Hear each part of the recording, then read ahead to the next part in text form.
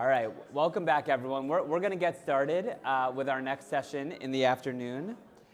This is about global risks and opportunities. So let me give a little bit of background and then introduce our wonderful panelists.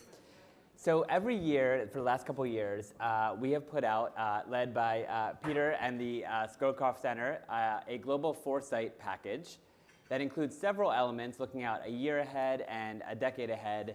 But one thing we often do is we think about what are the top risks and opportunities in the year ahead. And actually, we usually do it by bringing all of the leaders of our programs and centers together to brainstorm their top risks and opportunities. Usually, that just happens in private, at the Atlantic, in DC.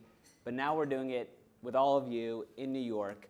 And we've brought on some of the leaders of our programs and centers to give their top risks and opportunities in the year ahead.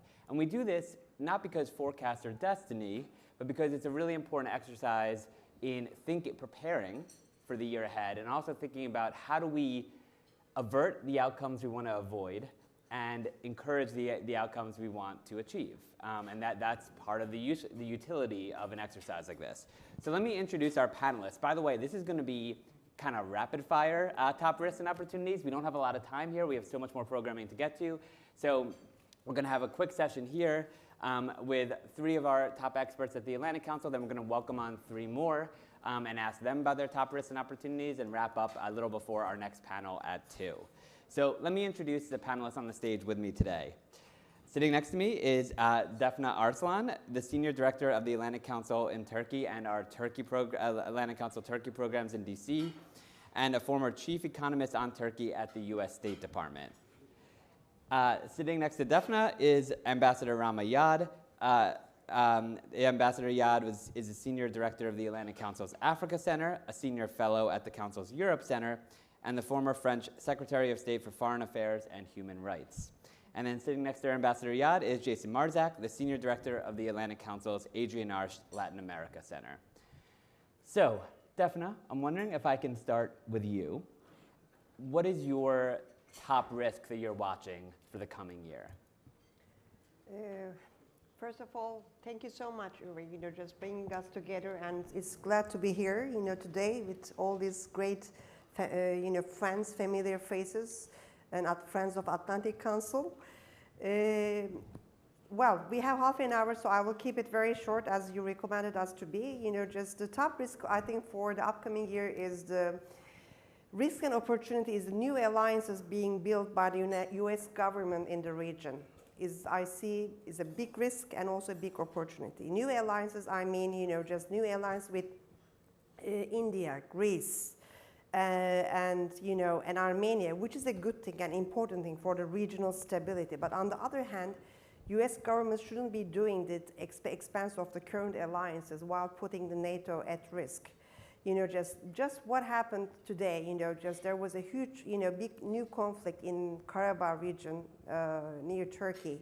And Armenia, Azerbaijan intervened in the region, against, Armenian groups that claiming that there are terrorist groups and, causing instability in the region.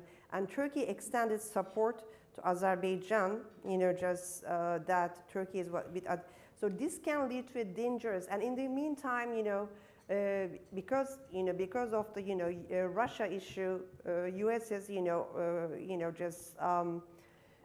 holding military operations with Armenia. So this is the picture, but the problem is that here is it is important. Armenia is important, and Turkey is also building new alliance and new relationship with Armenia, and so is Azerbaijan.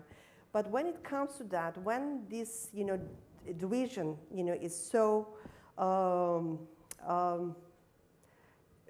between two countries is so, comes to the stage, the risk is, I think being created in the region is that this can lead to more serious conflict in the region. And US, nobody can control that. Even NATO cannot control it. So this is the biggest risk that I'm seeing in the region, okay? Recently also, at the G20 meeting, EU and US announced this new trade route, which is important, very important, I think, just so.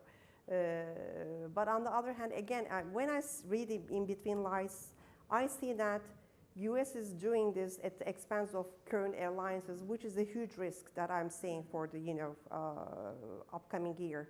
So I'm leaving there, and I will leave the floor to my other colleagues to continue. Okay, Great, thank you. And we'll get back to your opportunity. Ambassador Yade, what is the top risk you're watching out for in the coming year in 2024? There are many when it comes to Africa, but there is, I think the first one is what the New York Times mentioned as the coup belt. What will happen now? In 3 years, 7 coup data in West Africa, and now Central Africa with Gabon. We know the regions. Maybe there's some recipe they exchange, the junta with each other because it seems so easy, despite the international and regional communities' blames or warnings. I mean, they succeeded in their coup, so that's what explains the trend. There's also a matter of loss of the control of their territories in the Sahelian area.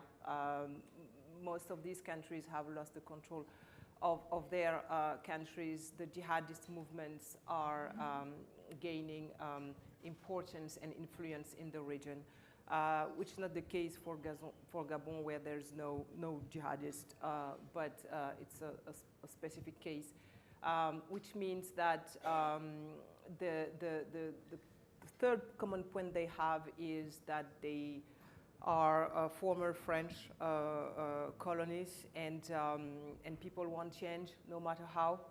That's what we can feel here. But the risk comes from the fact that we don't know.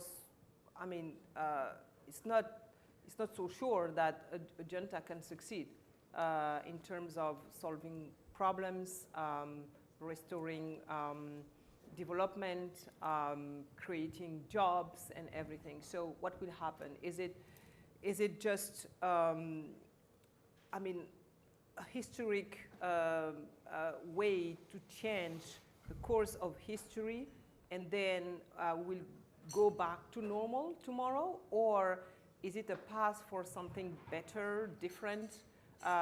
It is a question mark. We don't know yet what will happen after this coup, how long they will last. Will we transition to a civilian government or not? Those questions are critically important. And a lot will depend on first, the populations. I think they wanted, when we saw all these people in the streets in some of the city capitals celebrating the end of an era and the opening of another period, it was not about celebrating a military power, I think. It was more about celebrating the end of a fake democracy or an authoritarian regime. But now everybody is waiting for the next step. And the population's role will be important if they have the possibility to express something, first. And two, the international and regional communities are also important here. We know that Nigeria is considering a military intervention in Niger, still pending there. So this is what we have here as a most important risk, at least in West Africa. And do you see it as more, there could be more coups in 2024, like a pattern of 2023, or more we're going to see the consequences of all these coups in 2024 in ways that aren't apparent right now? There is a third option, the coup in the coup, because some of these countries has experienced this weird situation, like Mali and Burkina Faso, for example. When you take the power without support, I mean solid support, you take the risk to be moved from the power by anyone, anytime. So that's why democracies are stronger when they are not fake. That's very important because so many countries in Africa are presented as democracies and they were not. And that's what the African population wanted to say to the international community. So And so we don't know. Like I said, it depends on the role of the populations first. Will they have the right to express something, to say their word, to say what they want? The transition to civilian government is so important, and elections is so important, and real election, not formal election just to pretend that we organize an election. In Africa, there's a lot of situations where elections are organized, but it's not about democracy. I don't know what it is, but it's not democracy. So first, and two, the regional organization, it's a matter of credibility for them. What President Tinubu said, threatening of military intervention, we are still waiting, is something important, because the ECOWAS I mean, the ECOWAS future and credibility is on the line, is at stake today. And three, what we name the international community, I don't know what it is exactly, the international community, because it's, I mean, between the BRICS, I mean, it's a lot, but the non-African countries, what will they say? What will they do? That is an open question. For the time being, most of them have condemned the coup, but I mean, the juntas have continued what they were doing. Maybe the sanctions can produce an impact, economically speaking, but the question is, what about the populations suffering on the ground from these sanctions? That is a question. And the military intervention. It's unprecedented to see a regional organization intervene in a neighboring country to restore the former constitutional order.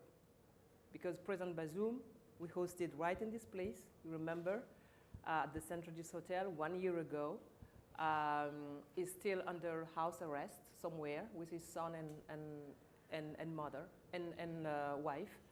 And you know, it's the situation is like suspended, but we have to figure out how to get out from this situation, because in the meantime, I mean, the African continent has a lot to achieve in the coming years.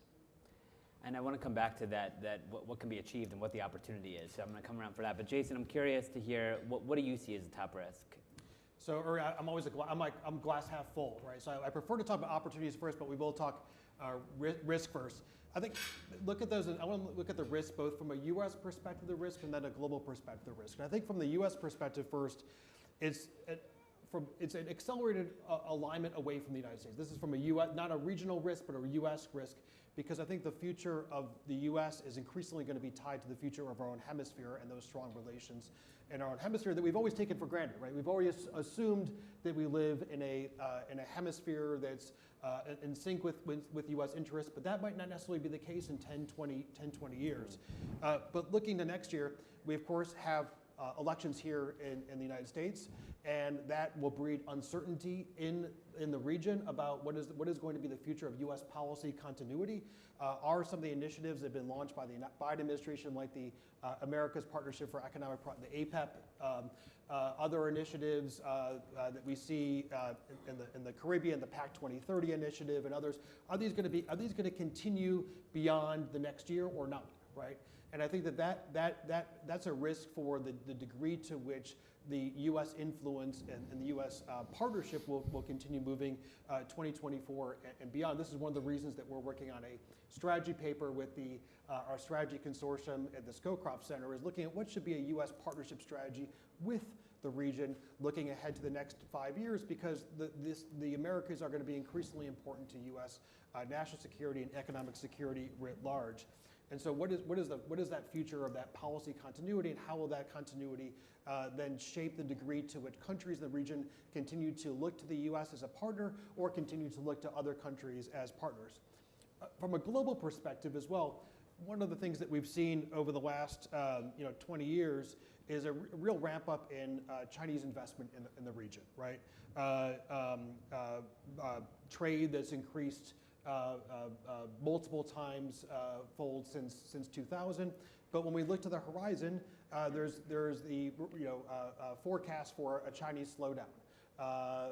Not see the double-digit growth. IMF projects Chinese GDP growth to be at below 4% in the coming years. So that Chinese growth has, of course, resulted in questions here from Washington so far, and the U.S. writ large, insofar as the relations, the investment relations, the trade relations, and whatnot.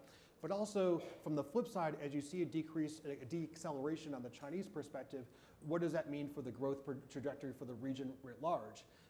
And that could potentially provide great policy challenges. South America writ large, China's become the #1 trading partner for every country except for Colombia in the region. So as you see that deceleration in China, what are the implications for the region insofar as the commodity boom writ large? And then I think just looking specifically within the region itself, so U.S. aside, Chinese growth aside, there are continuing challenges that we see, one from a lack of resolution to the crisis in Haiti that is providing security challenges across the region writ large, and also continued questioning about democracy and whether democracy is the right model moving forward, or whether the democratic model is frankly not delivering for the people. Since you're a glass half full person, or you like to be, why don't we go back to you on an opportunity? So what do you see, like, does China's economic growth, does that, and the lack of engagement in Latin America, or the ramifications of Latin America, is that an opportunity? Do you see other opportunities ahead in the coming years? So I think one of the biggest opportunities is Latin America, the Americas being part of the solution to some of the broader global challenges. Okay. Food security issues, energy security, biodiversity. The Amazon region, for example, 10% of the world's biodiversity is in the Amazon. There was a summit in Belém in Brazil just last month where world leaders came together to look at how to further protect the Amazon. So there's a real focus on Amazon protection. Latin America is also the largest producer of soybeans in the world, accounting for projected to account for over half of the global production of soybeans by 2031, as well as looking at arable land. The region is 1/4 of the world's arable land and 1/3 of its freshwater resources. So as we continue to see the fallouts of the Ukraine war, the Americas are well positioned. Brazil, Argentina, other countries with large amounts of arable land to be able to provide for that food security. And then also on natural resources writ large. 2/3 of the world's lithium reserves are in the Americas, 40% of its copper reserves as well. And so looking at the region as being part of the solution to some of the challenges that the world is increasingly facing: energy security, biodiversity, food security, and also natural resources. So that's a really good point on the solutions. We just heard about the agri-tech solution for food security, but here's another thing where Latin America could step in and play a big role. That's really interesting. Ambassador Yade, I'm wondering if I can go to you. What do you see as an opportunity ahead in the coming year? Africa. In Africa, there's a lot of potential opportunities. You know, it's maybe I'm hesitating between two. Let's start maybe with that. The G20 permanent seat to the African Union decided a few days ago at the G20 in New Delhi. It's an incredible opportunity for the African Union to advance the African agenda on the global stage. It is a win for India, a country who has been able to speak on behalf of what people name the Global South. It's not the proper name, I'm sure. But that's the first point. The second point is, until now, the African Union was only a guest in the G20 meetings. South Africa was there, but, you know, as a country. So now, with the African Union presence in the G20, Africans will be able to shape the international agenda and maybe advance their own concerns and recommendations, like climate issues, the reform of the international financial architecture, or the debt, or you know, all these topics. But in the meantime, it's a challenge because they have to speak with one voice, 55 countries, which means that the African Commission has to be stronger than it is.